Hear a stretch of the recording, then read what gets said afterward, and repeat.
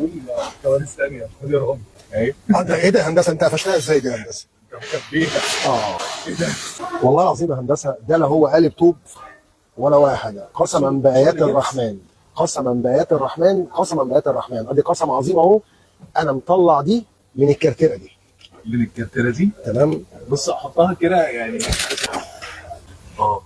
يعني هو كان عاملها جبس.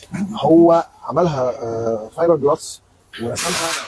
خليني اقول ان اللي عامل العربيه دي نحات، يعني فنان. يعني انا عايزه يبطل الصنعه ويشتغل. ده راجل، يعني راجل دماغه عاليه قوي، يعني راجل دماغه عاليه قوي قوي قوي، يعني ما شاء الله عليه.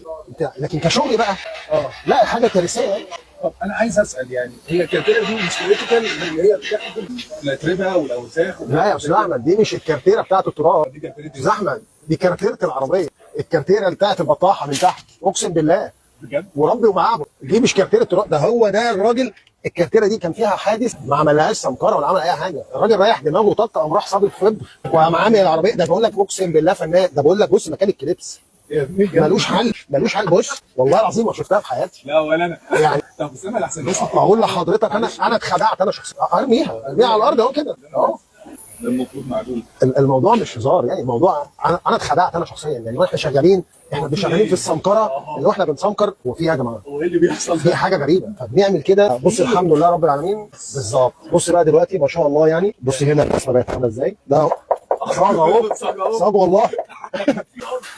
فالحمد لله. بس انا زعلان، يعني اقسم بالله لحد ما انا واقف معاك دلوقتي ما قادر اكلم صاحب العربيه واقول له على الموضوع ده. خايف الراجل يجرى له حاجه. والله قلت هخليه لما يجي ويشوف شغلنا.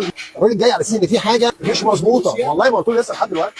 في التليفون الراجل هيفهم غلط في التليفون، ممكن يحصل له حاجه. قلت لا، على الطبيعي اوري له. فالحمد لله. والله الموضوع ما كوميديا، الموضوع ده بجد. هو انت بقى الكرتله دي انت اشتريتها ولا انت فصلتها؟ لا انا فصلتها. دي الحمد لله رب العالمين، انا اللي مفصل وانا اللي عامل الفنيات دي، والدوسر دي احنا اللي عاملينها وبتاع. لان النهارده عشان اعمل الكارتيه دي كنت هغير ربع العربيه كده. فلا انا غيرت يا دوبك الجزء ده بس. يعني الراجل كل الحكايه ان هو ما كانش عارف يفصل. بالظبط. احنا الجزء ده عملناه والله العظيم. فاحنا هنا عملناه خلاص، عملناه على الثنايه تمام، والحمد لله رب العالمين. رجع تاني فابريكا ومن غير معلول ومن غير اي حاجه. الله ينور. بس الحمد لله رب العالمين. حبيبي